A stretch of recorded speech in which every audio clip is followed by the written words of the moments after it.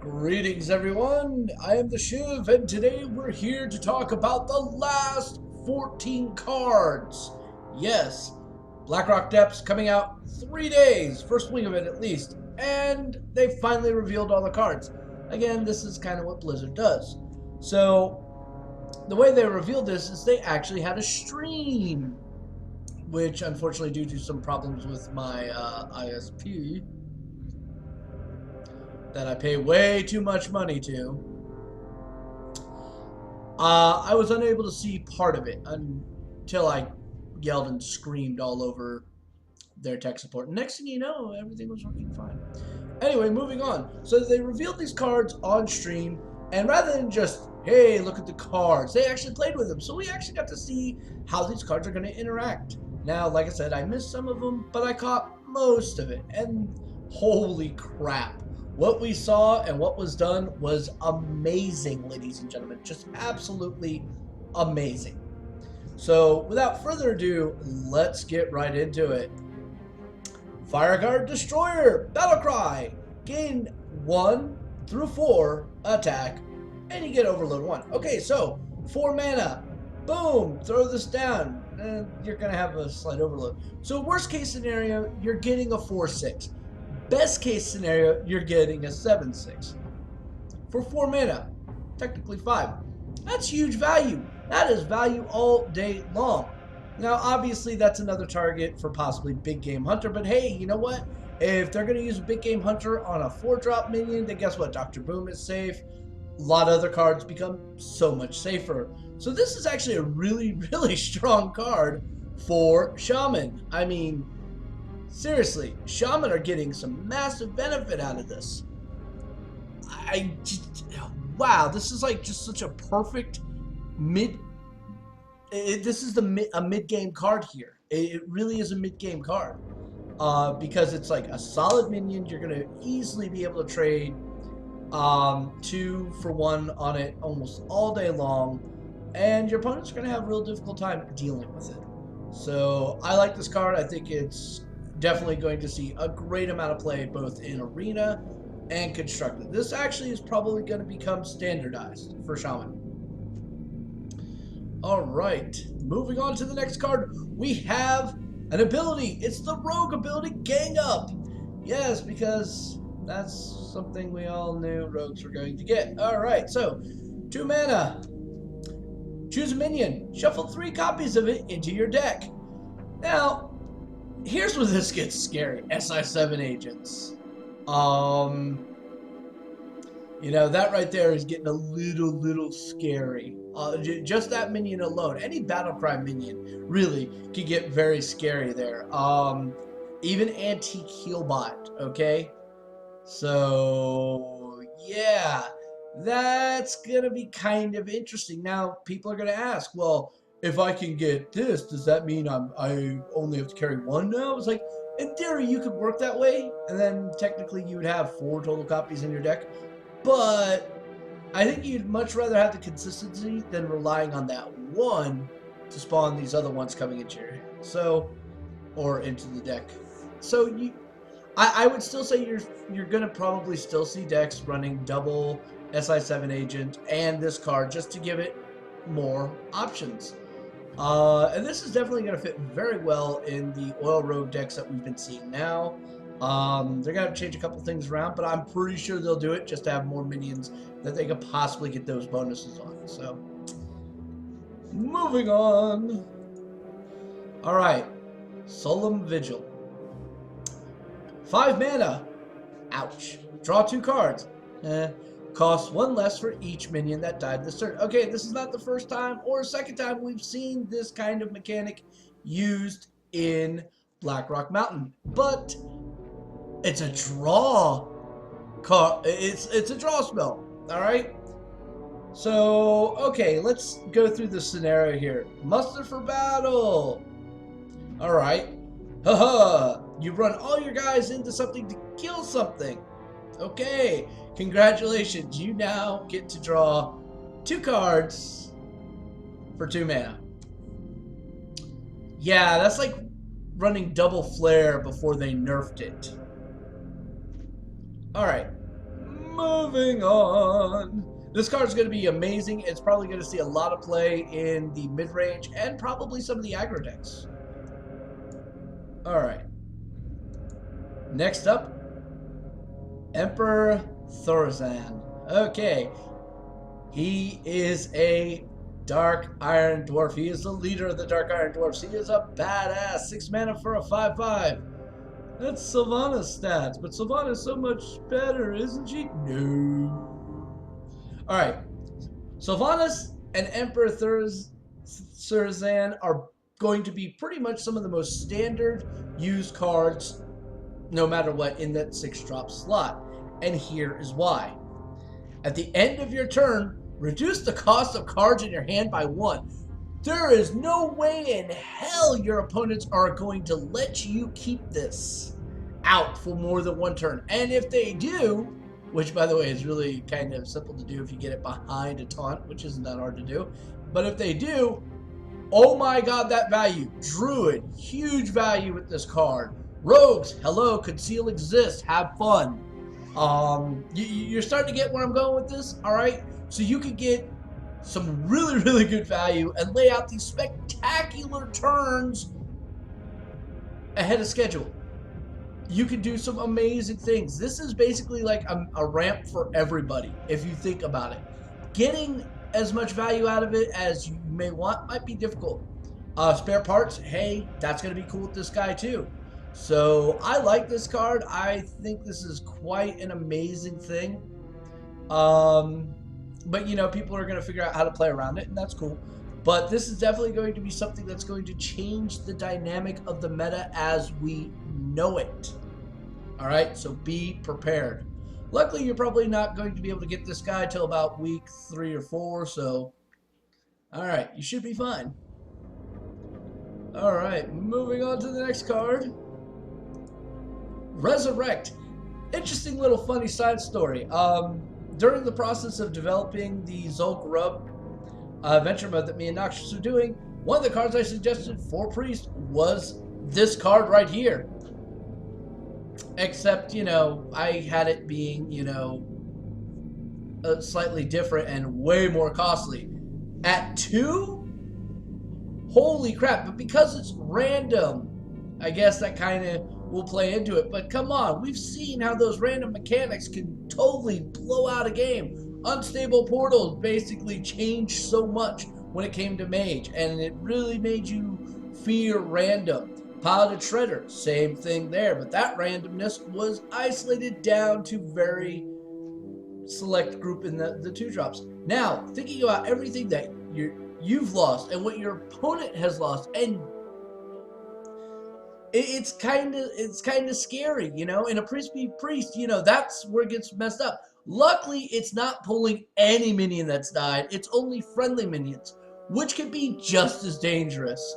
Holy crap, could this be just as dangerous? And you know this is going to happen. Alright, somebody's going to do, you know, Sylvanas. They're going to sack it into something. Then they're going to play this, get Sylvanas again. That's going to happen. Alright, it's a really strong possibility. Very strong possibility that will happen, ladies and gentlemen. So, yeah. But I think this is going to be another amazing card. And I can't wait to see some of the deck designs. Matter of fact, I got a couple of my European deck builders right now working on some designs, which hopefully I'll be able to show on the next Deck Talk. But this card, holy crap, it's amazing. Alright, moving on to the next one. Major Domo Executus. It's just Major Domo. We don't give a crap about that second half. Alright. Major Domo is a staple of like my raiding experience for like the first year and a half of me playing WoW. Even after I had already hit tier 2 and tier 3, I was still running back into do Molten Core because I needed stuff for legendary craft.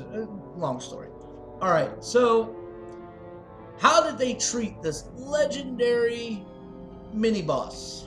Alright, 9 mana. Alright, it's a 9/7. Okay, Death Rattle, replace your hero with Ragnaros the Fire Lord. Now, we got to actually see this guy in action, and you literally do become Ragnaros the Fire Lord. As in, hi, you have 8 life, and your hero power is deal 8 damage to a random minion. So, in some ways you could say it's a better Jiraxis, and in some ways you could say it's a worse Jiraxis. If you can control when this happens, great. If you can't, might be a little bit difficult. This is definitely not a card you want to play if you're really high on life. Be perfectly honest. Now, I can see Control Warrior actually doing this, though. I could actually see it. Hey, I've got this huge life via armor. Oh, and then I just became Ragnaros, so I get even more board control. Have a nice day. So that's a kind of scary thought right there. But I want everybody to realize something. This is a legendary minion, which means Sneed's Shredder could summon it now. So you're going to really think twice about adding Sneeds to your deck. So his ability is cool, but at the same time, it can backfire in your face dramatically. Very, very, very dramatically. Oh my god, dramatically. Alright, let's move on to the next one. The Twilight Well. Now, I was a little ambivalent about where I saw Blackrock Mountain Adventure Mode from what they had shown us. It kind of felt like they showed us all the kind of like tier 3 to tier 2 cards first. And some of them were good. I'm not going to say they weren't, but some of them were god-awful. And everybody was trying to, push this whole, oh, Dragon Deck synergies are going to be a thing, and it's going to be this. And from what I saw, it really wasn't looking all that great. And I made a couple statements. If they really want this to be great, they're going to need some low-cost dragons or a way of bringing out dragons for cheaper in some unique way. Well, they gave us both, actually. So here you go, the Twilight Well. It's a fucking zombie chow as long as you got a dragon in your hand without the downside. A 2/3 on 1 for Priest. I mean, seriously, the match that we saw Priest playing with a dragon deck, it was disgusting, guys. Priest has become the dragon deck. The only other classes I can actually viably see running a really hard dragon deck is going to be, again, Paladin, which I said earlier on, and Druid. And ironically enough, the other one I said was Priest. So far I'm pretty damn correct on that shit. Thank God for that. But this is amazing, and he's so cute. You could easily put this in a deck. You could put fairy dragons in the deck and a whole bunch of other shenanigans and have a really good time. Yeah, removal is definitely going to be something your opponents are going to want to stack up with some of these dragon decks. Holy shit. But this guy, he's a powerhouse. He's a powerhouse on so many levels. You basically are going to be running 2 of this guy, 2 Northshire Clerics, and you might consider running a Zombie Chow. You might, but probably not.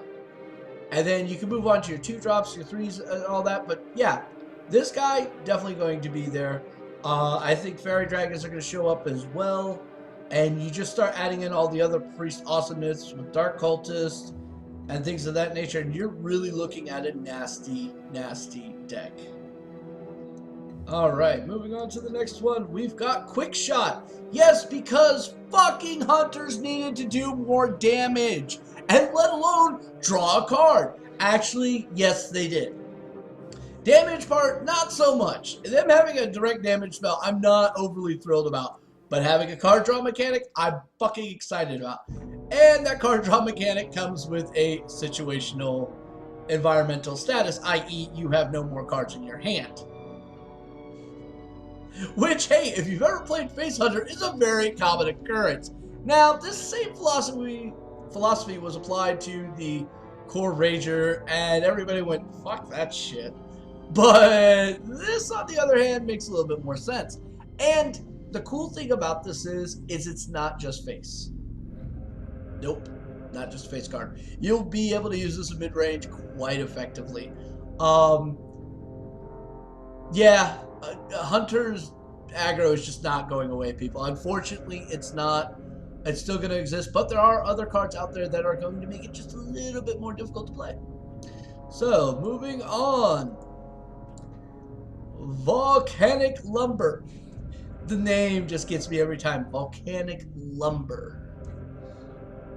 Volcanic Lumber. Why didn't they just call it the Burning Tree? For fuck's sake. Alright. Moving on. 9 mana. Yikes. Taunt. 7/8. Cost 1 less for each minion that died this turn. Okay. Alright, again, with this whole minion dying this turn thing. Thus, really trying to push the whole concept of actually doing something. And I know what's going through my boy Noxious's head. He's already thinking about this. I know he is. He's now looking at poison seeds because he has this strange desire to make a very tree-ent-centric deck. You know that bastard's going to come up with a way of doing it, because if you actually read what Poison Seed does, it actually does kill all the minions and brings out treants for it. So you could actually get this out as a super treant, and it could be like some really cool fun times. But yeah, this is actually kind of a cool card. I'm not sure though it'll fit with the traditional druid decks that we've seen. For the most part, you're probably gonna get this in as an 8 mana 7/8, which isn't really all that spectacular, to be honest with you, but it's still kind of a cool concept. It really is. There are ways of getting this cheaper. There are lots of ways of getting this cheaper. Echoing Ooze, you know, building, you know, those little token-y type decks with Haunted Creepers or Hobo Druid type deck. That with this on the back end as a stopgap kind of measure of preventing them from doing a really big burst on you. Hey, that's a really strong possibility, man. Really strong possibility. But all in all, not a huge fan of the card. But it is cool as fuck, though. I mean, just looking at it, that thing is badass. But the card itself, less than spectacular. All right, moving on to the next card, we have Chromagus. Ah, yes, because dragons are awesome. 8 mana for a 6/8. Fuck you, Big Game Hunter. All right. Whenever you draw a card, put another copy into your hand. Whenever you draw a card, put another copy into your hand. Holy shitballs, man. I mean, no, seriously. That's scary. That is scary. That could be really, really, really scary. This is basically draw 2 cards a turn. In its own little way. You're drawing a card and then getting a copy of that same card. So, yeah, that could be scary. That could be really, really scary. I like the concept. I think it's really cool. But that 8 mana cost, it's going to be a little bit difficult for some classes to use. But I'll tell you, the one class is probably going to use and abuse the fuck out of this card. And that is going to be Druid. Why? Because Druids are Druid, and they'll do it all day long. Just anything that could possibly get them more card draw, they'll take in heartbeat.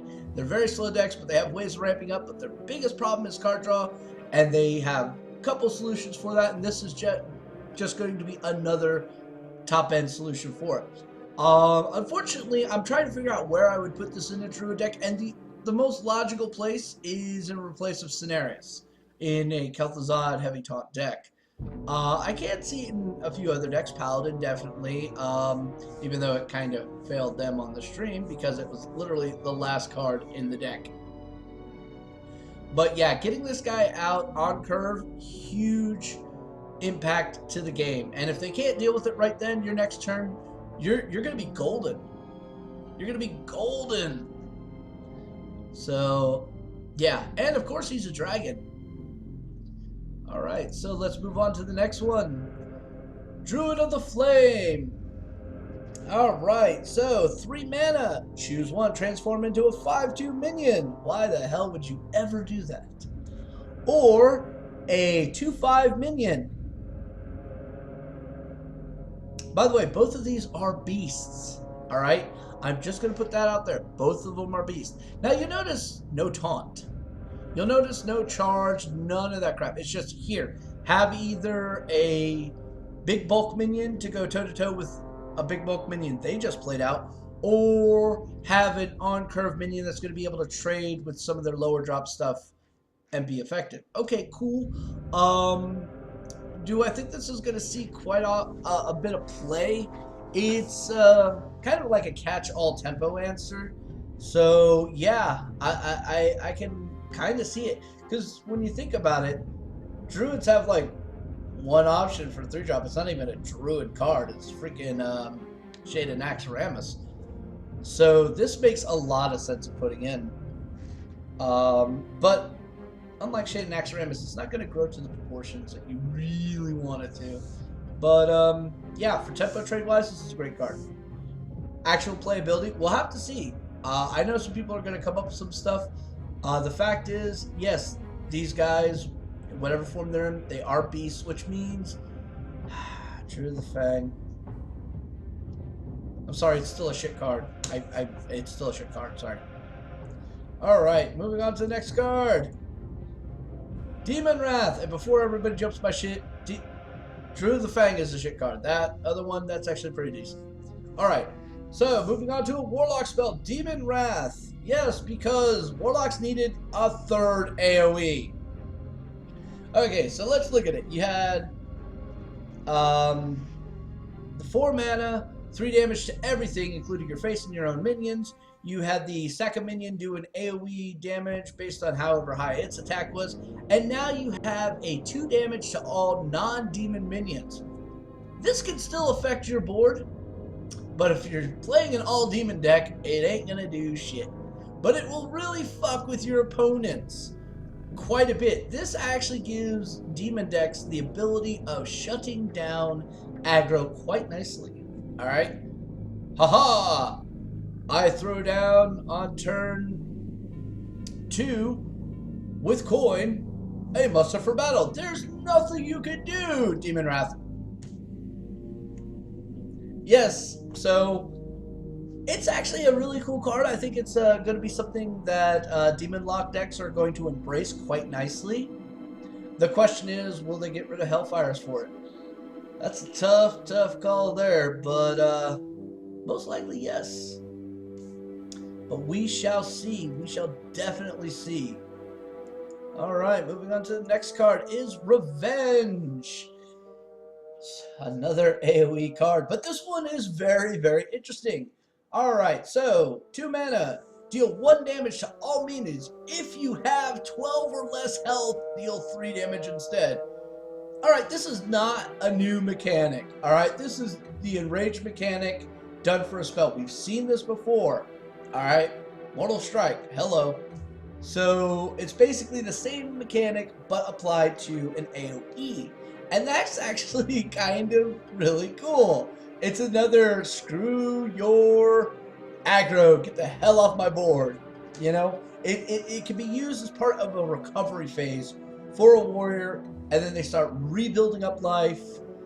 Man, Face Hunter, I'm sorry, you just got your ass handed to you left and right in this expansion because of this card. Holy shit.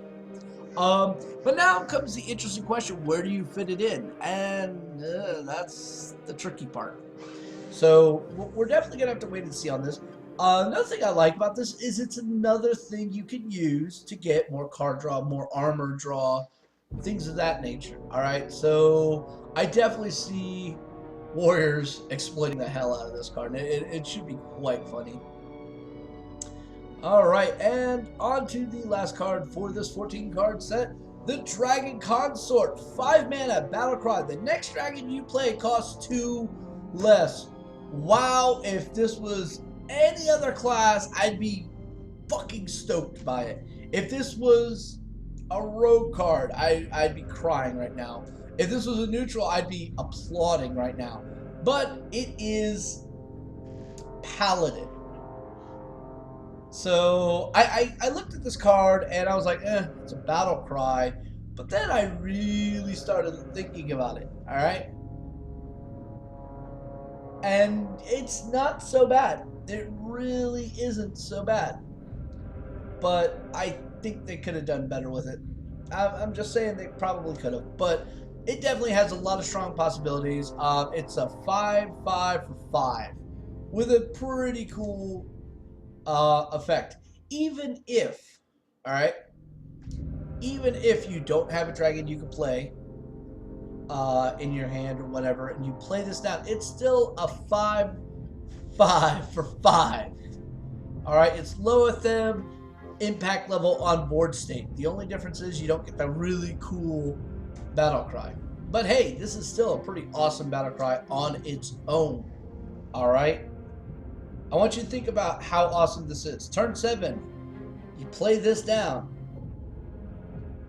Play down Hungry Dragon as well. So yeah, that's a big ass board. That's a very, very difficult board for most people to deal with on turn 7. Unless you're a priest, and then you better pray you have 2 big kills, or if you're a paladin yourself, having a quality handy. So yeah, other than those 2 classes, it's going to be quite difficult if it comes down on a naked board. If there's already on a board, then you're going to be trading unfavorably left and right. So I still think this card is not half bad. It really isn't. In a very dragon synergistic paladin deck, this guy is almost a must-have. And he's 10 times better than that fucking ugly ass mech that they gave him for GBG. Just saying. True fact. Alright, so that's all of the cards for this set, the 14 cards that just came out today. We will be doing an entire set review here shortly. That way we can go look back, look at the interactions, come up with some scenarios. But yeah, so as per usual, in the comment section, tell me which cards you like. Tell me how you're going to use them, abuse them, ask questions about their interactions. All right, let's see when we get going here. Let's see the discussion, people. Also, don't forget, if you like these videos, please like and subscribe. You can hit the donate button too, because I'm poor as fuck. But until next time, stay tuned. We're gonna have Deck Talk coming out with new decks for the Blackrock Mountain. All right, it's another Theorycraft episode where I think we're looking at either 2 to 3 decks. I'm not sure. I gotta go consult my European colleagues. But yeah, it's going to be really cool. And of course, as Blackrock Mountain comes out, I'll be there. I'll be recording playthrough videos, strategies, a whole bunch of stuff. So stay tuned. We got more shit coming. Till next time, this is Shiv saying, may our Jesus bless you. And I hope you already got your pre-order. Later.